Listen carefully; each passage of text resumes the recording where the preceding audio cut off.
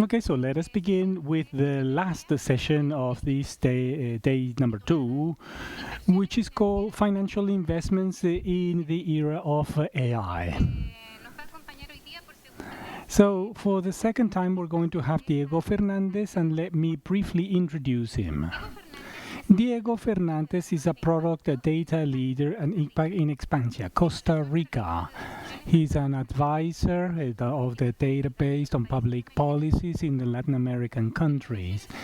He's a statistician and has a master's degree on political sciences with an emphasis on the public institutions from the University of Costa Rica. 15 years of experience in data and analytics projects in the private sector, public institutions, and academic organizations. He has been a consultant for multiple national and international organizations, including UNFPA, FES, UNICEF, ILO, and IDB. Recently, he was advisor to the President of the Republic of Costa Rica, specialized in data analysis for policy decision making. And he is currently responsible for leading teams in the design of data products that generate a tangible impact on strategic decision making of leaders in organizations from different industries. Leader of the Products and Impact practice in Expansia, a Latin American company specialized in data analytics and artificial intelligence. He's co-authored 2 books and several academic papers. Professor and researcher. Diego, the floor is yours.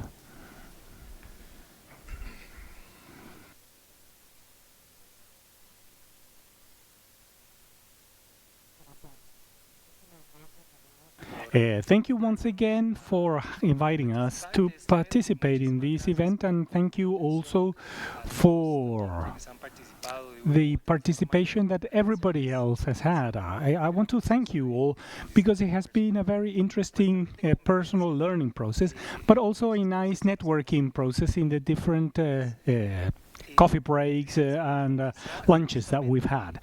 Now, the idea is in the presentation to go deeper on the artificial intelligence topic, especially focused on how it is implemented in organizations. So what I would like is basically to set the foundation on how we can really implement data and analytics and AI in supervising organizations for pension funds. And that's how I'm going to focus this presentation. This because yesterday we precisely ended up by saying that a certain approach by everybody is required. Technical people on the one side that are processing and analyzing the data, creating some results, but also the world that is leading and making decisions. So the idea is to share today a little bit in more technical depth in order to bring us closer together, trying to really bridge this gap between decision making and the data processing worlds. So, starting with the fact that artificial intelligence is coming to create an impact. That's one of the main conclusions that David Knox makes from Mercer. It will affect the operations of pension systems throughout the world. But the question is the how. And basically, he says it's more efficient and better informed decision-making processes, and potentially also a larger profitability of the investments. And that is where, given all the results of the Mercer study, the impact is placed, the impact of artificial intelligence, I mean. Just yesterday, we saw that more than 50% is already using artificial intelligence, and out of these, 75% believe that it could help them to unblock and unlock opportunities that were not visible in the past, which were not easily identified with the traditional information analysis. And 64% has said that IA could help them in discovering some hidden risks that were there that we never had a chance of actually identifying, but with the use of algorithms we can identify certain patterns in the data. Now, in what areas has AI actually being used? Well, mostly regarding investments. And in 3 in particular, you may look at it here. on data generation, idea generation, and even setting indicators that could be proxies to find certain phenomena. We've talked about data identification. We saw that with the ESGs, and maybe trying to pick which are the next proxies to measure certain phenomena in the reality. But it's actually being used for identifying information and not really in everything that has to do with risk management, and it's not being used so much in trading processes. That's where it hasn't been so deeply invested. It's been more at the information level only. Also, if we see in which of these investment processes they have been integrating, we can see the development of indicators and incorporating alternative data sets for analyzing market indicators, generating ideas, but not so much on the real execution, on the real implementation of allocating assets or decision making. So just to see this, to calibrate where we are in terms of the use of AI in the market. It's basically supporting information, but not really being used in the decision-making process, at least to date. So as part of the reference framework, we have seen the equation with the key elements of artificial intelligence, right? We have seen that this is a function where we apply statistics, data, plus the error, plus the likelihood of highly unlikely events, which create the results that are very efficient based on the information, and the could be prediction, classification, and generation, but the idea is to delve deeper into what this looks like in practice, the use of artificial intelligence. How can we implement this in the organizations? And for this, I would like to base my presentation on the book called Prediction Machines, which concludes that the definition of artificial intelligence is the result of machine learning. The result of machine learning is called artificial intelligence, and that is totally in line with the equation that I showed you in the previous slide. And they use a certain scheme, used by those who are leading this implementation in different organizations. It looks something like this. Basically, to implement an AI model, they have to see what is the prediction going to be. What about the criteria to accept or reject? What is the action that would be generated? What are the results? What is the input? What are the entry data? The training, how's it going to be? And how are we going to create the feedback? So this is very high level, as you can see, but it's addressed at the text level, which allows for communication, bridging the technical world and the leadership world, saying, you know, this is what we are going to be doing. Then this is translated into a code. But first, we must clearly understand what it is that we're going to do when implementing an AI model. Let me give you an example. It's an AI model for risk management. So, prediction. Prediction is going to be a probability of a loss in a given investment. So according to an investment, what's the probability for that investment to generate losses? Criteria. The criteria is going to be balancing the risk of not making a good investment. That's a risk between the risk of making a risk of making a risky investment. The action is realizing an investment or not, or actually implementing the investment or not, based on the result that it's going to give. And the result is the value, the result, whether it's a win or a loss. And we multiply the probability with the impact, or the quantitative value of that amount could give us a result of what would be the expected loss. So input, entry data, historical data of financial indicators with long-term series, for example, as when we do, models to identify patterns and even temporary patterns and others. But other indicators that can also allow us to establish certain correlations that give us some ideas as to what that probability of expected loss can actually be. The training, well, we classify an investment according to its risk profile. That's what we do when training. And then the feedback, which is also critical, is when we run new data. Remember yesterday, the model receives new data, results are created, and with this new data, we're going to evaluate whether we were right or wrong. And this is what's going to tell us how useful is that model in order to determine what could be the expected loss, and then making that decision of whether of implementing it or not, or how to implement it so that we will make that investment or not. So now you can see this is very generally, we can adjust the words here and there to fine-tune this in order for us to agree what's going to be implemented. But basically this is creating a discussion between the technician that is processing the data and the decision maker. Once we agree on this, then we start implementing this.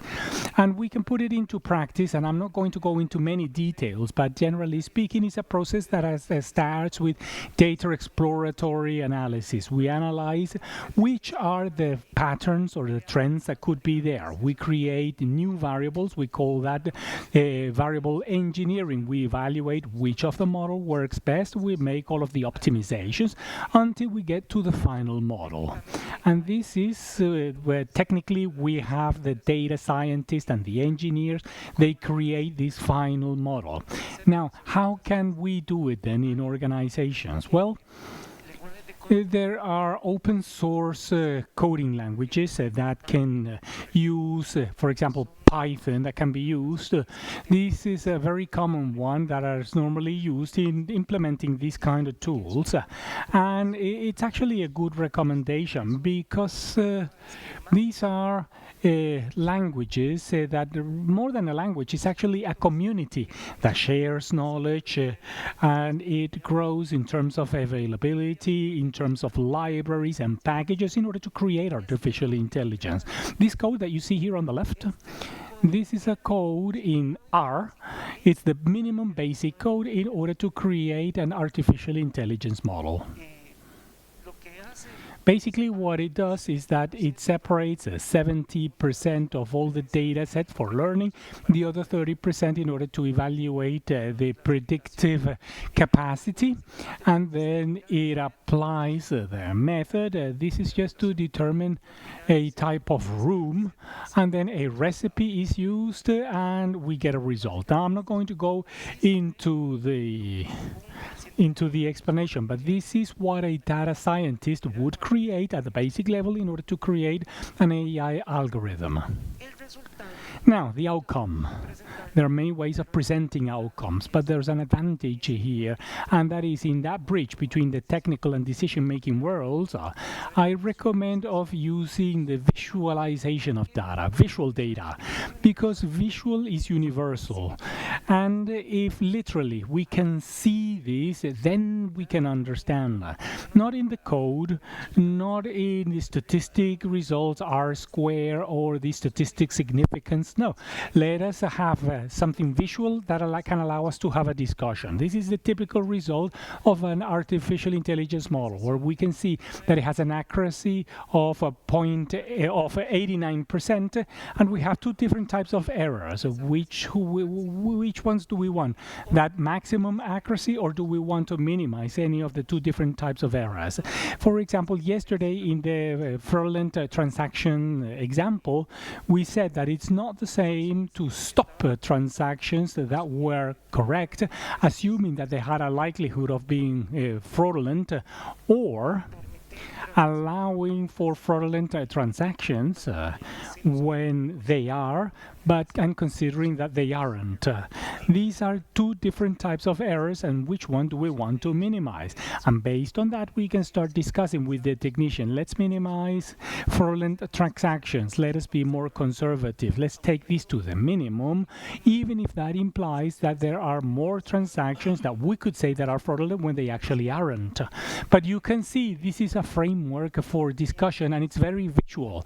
And this is what's then used by the data scientists. Now, let me go into more details on how this process of implementation takes place of I'm talking about an AI algorithm. We always say that the context is important. So let us talk a little bit about the context. We have seen precisely the fact that these are the four elements that we consider key at the context at the context level for an organization. The strategy that has to do with the business strategy, value proposition, investment plan, opportunities. The roles, the leadership, human skills, and culture, which is usually one of the big challenges that we come across in companies. Also, changing the culture is something that is slow, takes time. The platform that we leverage on, or the way that the company works. So this is when we go into an organization, what we do is we carry out an evaluation of this, a diagnosis of what the status actually is. Because in order to have a good development of artificial intelligence, there has to be a certain level of analytical maturity in the organization. And also, if one of these is working inappropriately, it's going to impact the rest. So generally, it's a little bit unbalanced. Sometimes they have a good platform, but they don't have the skills, or they have the skills, but they don't have a good strategy. So where are the strengths and weaknesses is one of the things that we tend to evaluate. But also understanding that organizations first have to move forward in terms of their analytical maturity before talking about artificial intelligence. That is to say, if we have some Excel data, we haven't maybe done any analytics, only basics, and maybe business intelligence or only graphs, it's maybe a little too early to think about implementing AI. Maybe we're not going to be able to really take full advantage of it. What we need is first to mature in this curve in terms of the analytical capabilities. At first, by having quality data.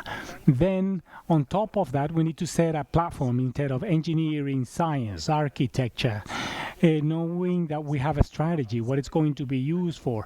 Moving forward on visualization that is more descriptive, and then moving forward onto maturity levels like artificial intelligence, automation,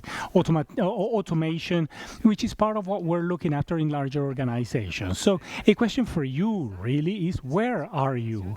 Or the organizations that you are working for or that you are leading, where are they in these levels of maturity? Where are the strengths and weaknesses in these four axis, because that's where you have to identify where the efforts should be focused, where to invest so that you can move forward in the levels of maturity and using, in the end, artificial intelligence projects, but that actually add value. Now, it implies investing, right? I mean, we're not going to get there for free. We cannot implement AI for free in organizations, but we have to invest smartly. And we have also seen experiences, and we have seen experiences where millions of dollars have been spent, and they don't really have a results, but there are others that have a good result. It's going to depend on the industry, it's going to depend on the size, but let's take a look at this. Some of the typical components of projects with artificial intelligence. There's a data infrastructure, right? We start from the data. So we need data, whether it's a server on the cloud or local, and that in itself requires an investment. the computation capability in order to process, to create all of the data processing. We need platforms for the analysis and development, whether they be open source, whether they require a license or not, but all drag and drop. But also we need human talent. We have to invest in human talent too. So these are the elements where we would have to know ahead of time that investment is required in training. Maybe if the human talent does not have all of the skills for the development of AI, in storage, data storing, infrastructure, maybe licensing, or in a deployment and management interface. These are the typical type of elements where investments need to be made in an AI project. And there are some others where the vendors make us think that we have to invest, but well, really this is not something that is bought or purchased. For example, culture, data and analytics. You cannot buy that, you develop that. And oftentimes, based on that, success is determined. A data science project is usually based on this. Data governance also, and several of you here, we have spoken on data governance, and it's not something that you can buy from a vendor and you can plug and play. No, we need to go deeper into some other elements. This is something that we also need to develop. It's not something that can be solved with money in the short term. Models without errors. I mean, the perfect model that has no margin of error, according to what we have seen in the equation, does not exist. Data literacy. It's like a level of knowledge on the data which is basic, maybe general, but that still allows us to understand the use of data analytics and then artificial intelligence. It's like literacy, but it's database literacy, and you can't buy that. You need to develop that little by little. Or adoption. There's a huge challenge here, because many organizations that use data, what they have seen is a real challenge when it comes to adoption. We want to have a dashboard in order to see the data, and that's what we see in many organizations that have 200, 300 dashboards and nobody really uses. They have the dashboard disease, and we know that with modeling we're going to have the modeling disease, because they focus on the product but not on really how those are used in order to really create an impact in the organization. And these are things that cannot be bought. We need to establish, to develop these, and we need to set up this bridge between the data and decision making. And these are critical elements, but we need to invest in them. But that does not mean that these can be bought with dollars. They have to be internally developed. But investment is required nonetheless. Tools are needed. So the first question comes up: which is the best tool? And the answer is obviously it depends, and it's going to depend on many different factors. I wouldn't recommend just the one. I would say, in general terms, there are like two main paradigms. There's a paradigm which is more focused on visual descriptive analytics with tools for BI like Tableau or Power BI, Domo also, which try to represent the present and the past. That is to say, it's a very descriptive analysis, maybe a little more basic. It's still quite powerful, though, because a good visualization communicated to the right person promptly can create a tremendous impact in the decision-making process. But there are also more advanced analytic tools, more on the data science approach. We're talking about R or Python that are used precisely in developing artificial intelligence models. That is the right-hand picture. Now, which one it's actually going to depend. Which ones do you have skills developed on? Some requires a certain type of server, and there's a whole set of considerations. Some have larger communities in order to evaluate and to make that decision. So sure, we do require tools, but it's not an easy decision. It's very costly to choose and implement one and then having to change. Yet what we have seen, and that is totally constant, is change itself. Tools and programming languages that change, and the important thing is to develop these micro skills in the organization. In order to develop these skills, for this event, I tried to see if I want to develop skills for implementing artificial intelligence on investment-related topics, and I came across this program. And I'm not here to advertise this, but rather to show you the contents.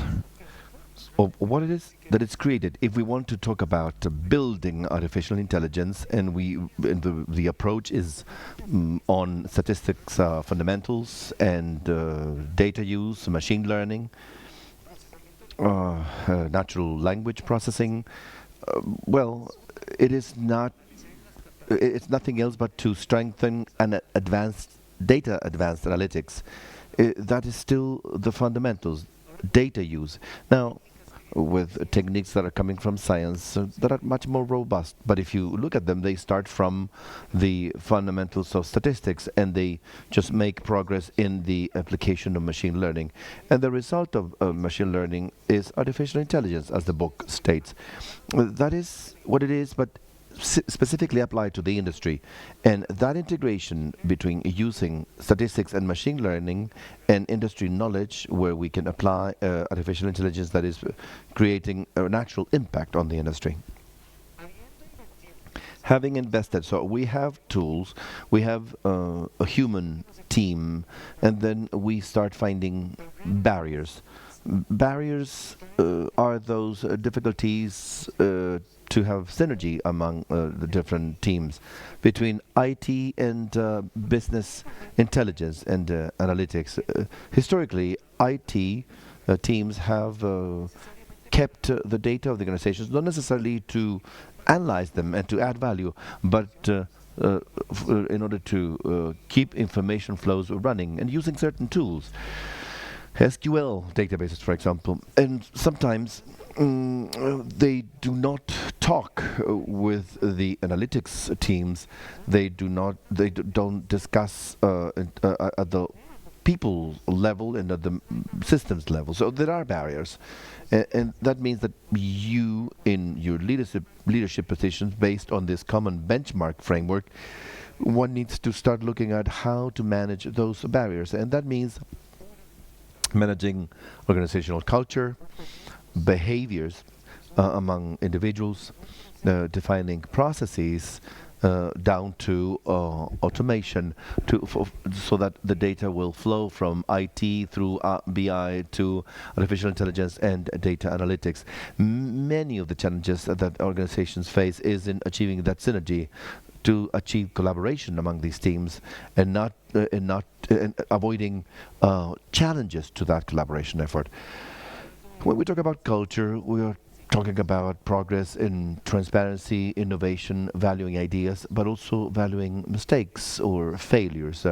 In terms of behavior now, having continued learning, the ownership, who's going to own the processes, and who owns the data up to a certain stage, who is accountable for that, what are the processes that will be followed to manage documentation and then automation, to get down to deployment and results. This is the part that sometimes, or many times, is crucial for the success of AI. Sometimes we focus on the tools, but this people, culture, processes, those are the crucial elements for the success of the whole effort.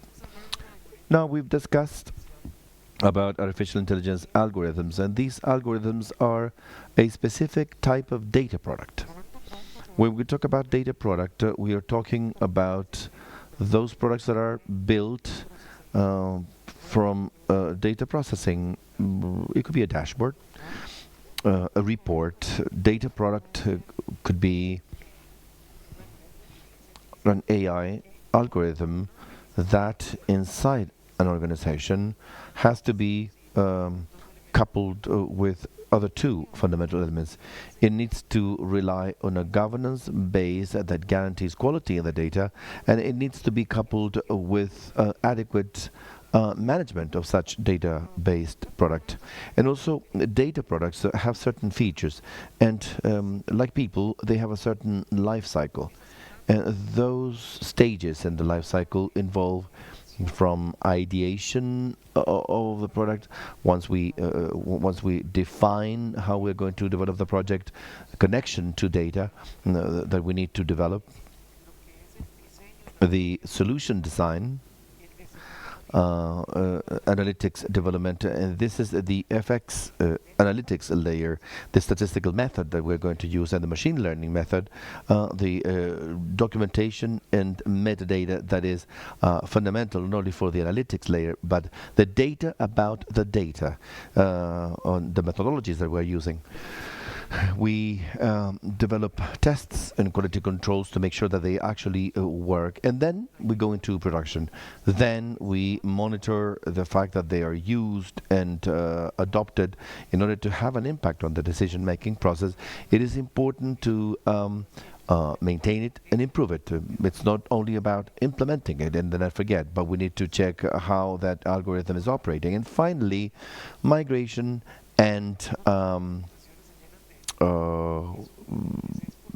when I said dashboard disease or model disease, is because organizations do not cover the entire process. If something is not adding value, why should we keep it? And also there are storage costs, processing costs, and we start paying invoices that could be optimized. What are the data products that we're really using? What are the ones that are actually adding value? A question before you continue. In the previous slide, actually.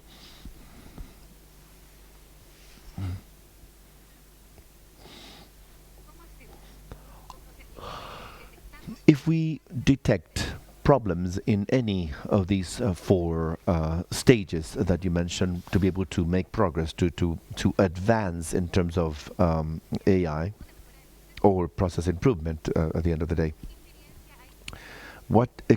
do you know of any experience of how to do it? How to modify the culture? How to facilitate this tension between the IT and analytics teams specifically? What kind of strategies do you use or do you suggest in order to break down those barriers? Great question. Thank you for that. Please remember, when I was discussing the orchestra conductor, I said leadership, okay? Usually achieving a good articulation of these elements or of these units, well, it's not going to be a bottom-up, but it's going to be a top-down type of process. We need buy-in at the leadership level. Otherwise, it would be very difficult for this to happen if it isn't the case. The second thing is that we need precisely connection among the different teams, how to work collaboratively. Common reference workshops, and ask IT people, what is it for artificial intelligence to you? And then ask the other team, and then start discussing around those topics with all of them, and then building a map of the tools that one can have. How can they be connected? That is a tool map. And in order to guarantee that interoperability, because throughout this entire thing, there's data flows, of course. And so it is precisely through those spaces that we can use to define processes, people who are accountable on the systems that are going to be used, and more and more progress will be made in growing the culture, a more analytical culture. It's not an easy process. It takes time, but that doesn't mean that we shouldn't start at some point, hopefully early than later. earlier than later, because if we really want to reap the opportunities of the use of artificial intelligence and data analytics, those are the kinds of challenges that you need to face. Yeah, but then if I'm thinking, for example, with the sandboxes which are kind of small experiments or projects in order to conduct regulatory changes, in this type of analysis, would you suggest something like that? Or should it be a more institutional type of test? Not 100% advisable. I would definitely recommend to start small. I said yesterday that there aren't many artificial intelligence strategies in the industry, and that's fine. Well, maybe sometimes we may think of having a super robust and perfect strategy to start. No. What is the minimum feasible product that introduces machine learning, for example, in a data set that we believe is relevant in order to come up with an outcome? Well, we may agree on the framework about the different elements. And from it, we may run a first experience. It could be probably a success story, documented very well, disseminated very well, to specifically achieving an impact on a culture and the process definition. So, although the aspiration is for it to be aligned with this organizational strategy, it's not that you need to make a huge investment and to have a whole analytics strategy and orchestrating different systems to be able to make it work. It might be even risky to think that way.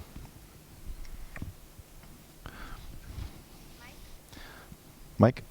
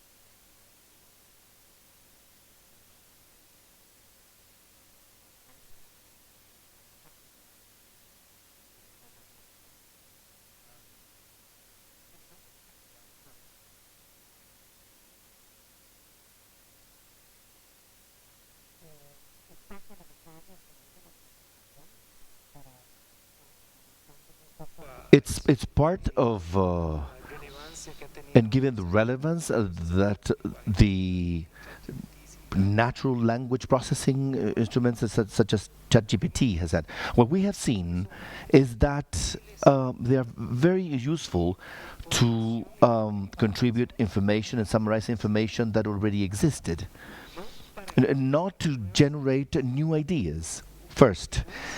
And two, that it does require the assessment and interpretation of people who should know about the topic, because since it may be very useful to produce information, actual information, or certain, there's also the risk of making a mistake. So it may contribute with false information. Who assesses the quality of the information that is producing?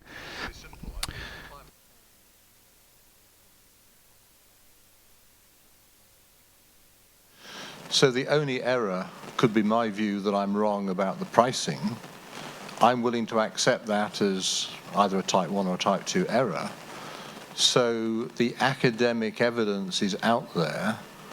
The view I have, which I wish to frame the output, I think NLP generated BI view is mine, and I take responsibility for that.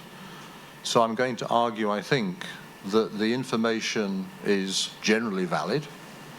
My view may not be, but that's my leadership risk. Could my head of IT tomorrow design a project that would deliver that? Definitivamente sería una gran Definitely, ayuda. it would be a major help. It would be a kind of not only of a virtual assistant that would be supporting us with very good information, but even not only ChatGPT but others that are based on much more reliable sources with more legitimacy, scientific articles that are more recognized officially may contribute with a legitimacy, additional legitimacy layer. So undoubtedly it could be very useful. Once again, not to delegate necessarily, but to contribute to the process and to accelerate it. So it may help us accelerate certain recommendations or discussion, and even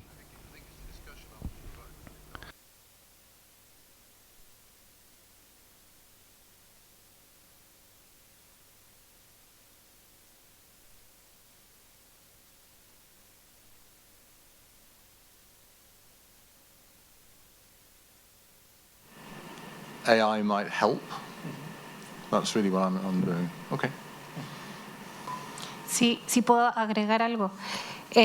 if I En may este add, tipo de cosas, in this type of things that you're discussing right now, I don't know if it is artificial intelligence the tool we need, because there's no previous evidence. I believe what Diego said is key. ChatGPT, I've used it just to test it because it is impressive to me that you tell it to write poetry like an adult or then a 5-year-old, and it changes it. But the background is always the same. But it's based on past information. In ESG, it's happening now, so there isn't much that we can do. That's why the black swan in your example yesterday, in things that are so recent, I believe is significant. I believe AI tools will make mistakes, or maybe it's not mistakes. It's just that with the information that's available, they produce the best they can based on the algorithms that are established. So I don't know really well. I think there's a limit between what it can contribute. And in our specific case, as pension regulators, we have lots of history and data. And the questions that we want to answer are the same ones that we wanted to answer 15 years ago. We want to improve members' pensions. I see it as a very useful tool when you want a product like the one we need to produce. And maybe to supplement and close your comment, the scope of natural processing language. The fact of being able to generate information, but not to reason, it means that it cannot look for alternative solutions to complex problems that are not part of the data from which it learned.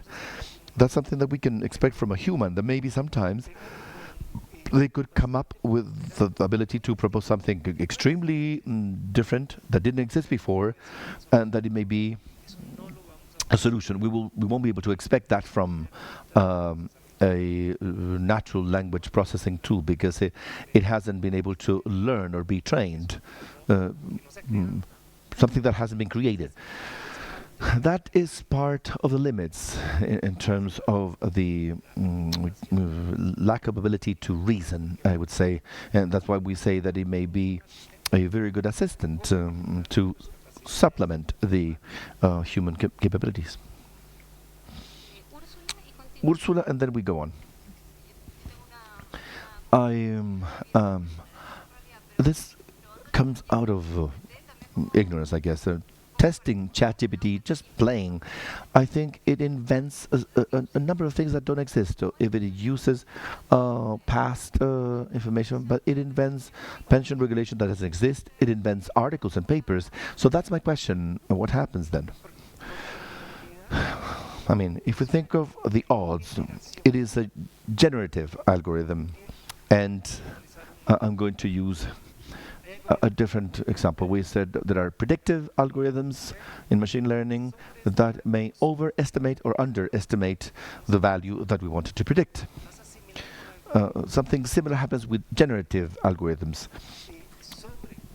It may overcreate information that is not true, or that it was scattered, or it finds patterns that are not logical to us.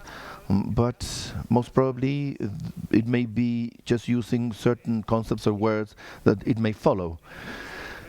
So it may even contribute with less valuable information compared to the document it is basing its opinion on. That is, all algorithms either over or underestimate the task at hand. So what you can, well, they say that those kinds of algorithms hallucinate. Yes, they overgenerate ideas that are not right many times. So that is the kind of error, because they do create ideas, but none of them are right. And that's when you need the assessment. It is quite useful when somebody knows about the topic, and it's quite dangerous to use it when you don't know about the topic, because how do you assess whether what the tool is providing you is correct? If somebody doesn't know anything about pensions, maybe may trust the information because it comes in a language sequence that seems to be sensible. Of course, you do need knowledge about the topic, and that would be my recommendation. It is quite useful, extremely efficient, but it does require supervision. And we only have 10 more minutes, okay? So, if you... we talked about governance and management, so I would like to close with those two elements that must be supported by algorithms. Starting with management, the management in organizations means, or what we have seen, is that the more the management, the more value is created, and more satisfaction created in the users. Showing that there are 3 different levels of management. Achieving a basic level of management, it means that we do not have very well data product management systems. Roles are not clear, and there's not even somebody accountable for managing the data products, and it's done in a more reactive fashion, or on demand, if you wish. Then, if we value an intermediate level, well, that's when there is a process that may be informal, and maybe there's some ambiguity among roles. IT people believe that they should be responsible for that data product, but if you ask the people from analytics, they think that it's themselves. It's a more tactical approach, but not so much strategic. And then you start seeing the value of the role. What is the aspiration in terms of management? Well-defined processes in the entire life cycle of the project. So clarity in terms of the role and the decision-making. So who should do it? Who is going to own the data product? Strategic leadership regarding products, that it should be highly trained, and that is a highly valued role, and defined as such. Many of the recommendations that Gardner does, which is one of the ones recommending analytics and data science aspects to organizations, is to define a specific role to manage data products, and it's a highly valuable role. And we're talking about a role in data management, and what we have seen is that it's quite a broad world. Normally we say we require an analyst or a data scientist, and then we say, yeah, but that's not enough. And now we need a data engineer, and now we need the role management of data, and now we need someone who can interpret the data results, and we need the storytelling, and so on and so forth. And this is what we have seen in other disciplines, that there are specializations around the use of data. At the data governance level, we saw this basic scheme of what a good data governance is. We have seen having laws and policies implemented and a coordination between people, processes, and technology in order to have safe data that are of better quality. And I would like to go into more details here and to share with you what we consider the reference framework for data governance in organizations. But this is also for you to take home and to consider them in your corresponding evaluations. And it starts with a layer which is excuse me, it starts based on the strategy. This is what defines the ambition and starting based on the industry and the strategies. What are the strategic objectives in each of your organizations for this year and for the coming years? Because then that determines what the data governance is going to be based on. It has a basis of policies and regulations, leadership, activation, and lastly, implementation and management. So at the policy and regulation level, it implies reviewing the legislation, international standards. The GDPR works as a good standard in terms of data protection, but there are others around other topics, policies also, and the internal regulation of the organization too. At the leadership level, we need to define roles and responsibilities. Who is going to be doing what? Who will be responsible for doing what? Because we need to define also the decision rights. Who decides who's going to give access to whom, to what data, what products, what are the different roles? Is one going to be the administrator, the user, an analyst? Those roles need to be clearly defined, and that is part of leadership.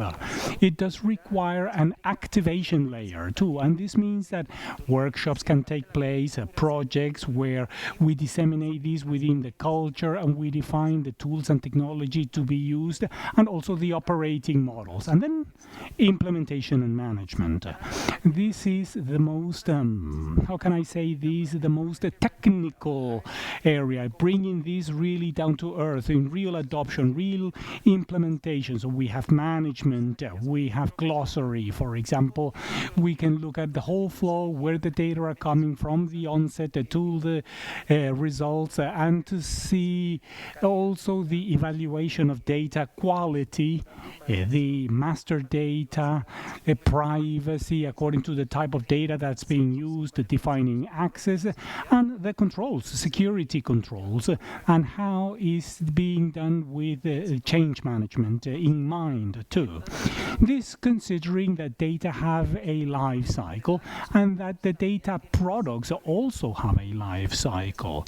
And for this, there is an approach that we recommend from DevOps, the DevOps or Data Ops, in order to achieve these implementation and management. So there's an important amount of elements in order to implement data governance, and each of these have its own challenges, their own challenges. Some are more technical and others are more process-based, or they are more based on the people, but it's part of that general orchestration that needs to happen. So in data governance, what we're after really is to find a balance between reducing costs, maximizing value but managing risks. Cost, like legal cost, for example, the cost of the loss of valuable information, competitiveness cost, even reputational cost that could be very, very high, or reprocessing cost. Risk, well, financial errors, the involuntary release of sensitive data, which is one that's very, very important, or decisions that are based on poor quality data. And lastly, maximizing value by increasing trust in decision making based on the data that is being used, and also increasing the potential of creating revenues based on this data. This is what we're after in this data governance, trying to find a balance between risks and opportunities. Well, and lastly, I told you that artificial intelligence algorithm is a product of a whole set of data. And what we are after in our organizations is to create a catalog of products, data products, where we have data sources, and those sources will create different data products, each of them with a specific task. It could be a product, a data product, forecasting, or another one could be a classification. Another product could be for data visualization. That is to say, we're going to be creating our own catalog of data products in order to make sure that they are all adopted and used by the users. And this is the way that we bring analytics closer to the decision-making processes.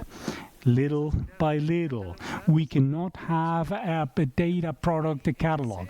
Let us begin with something very small. Let us create a good governance, and then we can start moving forward towards creating new data products. This is the way that a strategy, an analytic strategy, is developed by the production of a data catalog. Let me close with this reflection, because we also have a big question mark. Right, I came across this question when preparing for this event. In the World Economic Forum, the question was, could AI displace investment managers? And the answer that was given in that article, and which I share, and I believe that in general those who I work with agree with me, is that the answer is that it doesn't seem likely. I mean, with everything that I have shared with you, AI has tremendous potential, but also limitations. I work with another leader in AI, Frans Pantenet. He's Dutch, he lives in Costa Rica, and he says that AI is not even that smart and it's not even that artificial. It's not artificial because it's created originally by human, and it's not really that smart or that intelligent because it does only one single task, but very efficiently. So maybe we should start thinking about artificial intelligence less with that approach that we're going to be replaced or substituted by them, but rather that it's here to help us. So it's a virtual assistant in a sense, almost like the mobile phones. It's an extension. It's something that helps us. It's something that assists us, provides support, communicating, moving around, and artificial intelligence is something similar. When the better we use our mobile phones, obviously, we are more able to carry out activities more efficiently. Well, if we know the more applications, if we use them better too, that is the result. And the same thing with AI. The sooner we implement it, the more we're acquainted with it, the best performance we can get out of them. That's also going to create a competitive advantage. And let me close by saying that it is a very powerful tool that will help us, and hopefully we will use it well, but above all, that we use it for the good, for creating positive impact, because it is precisely what we are after. It is our end goal, and I believe that we all share this. So, some of the key points to take home. AI will impact pension systems. I mean, it's part of the general conclusions that we have seen basically in all the research. But the biggest impact will be seen in larger information in order to support the decision-making processes, but not the decision itself necessarily. Artificial intelligence is implemented from the strategy and the technical. It's not just a technical process that we delegate for the technical teams, create a model and then give me a result. No, it does involve the strategic level, and for this we can use frameworks like the one that we have used, visualizations that will allow us to understand. We have tools for technical execution. We need to invest also in increasing the level of maturity in data and analytics. We need to invest, but we don't need to get locked on things that we cannot buy. And AI does require an appropriate management and governance. As we have seen, these are not just algorithms that are there out loose. They must be involved in processes as one part in a larger organization. And lastly, AI is here to assist us, is here to help us and not to replace us. So these are the key points that will summarize my presentation. These are the takeaways, the take home. And I want to thank you for listening to me. And I know that it has been a very long day, and I've had the last presentation in each of the 2 days. But I want to thank you for your attention, and I hope that this does make a contribution and it helps you in order to better use artificial intelligence in your organizations. Thank you so very much.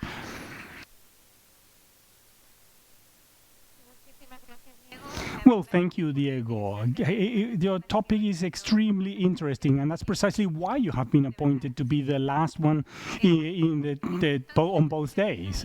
So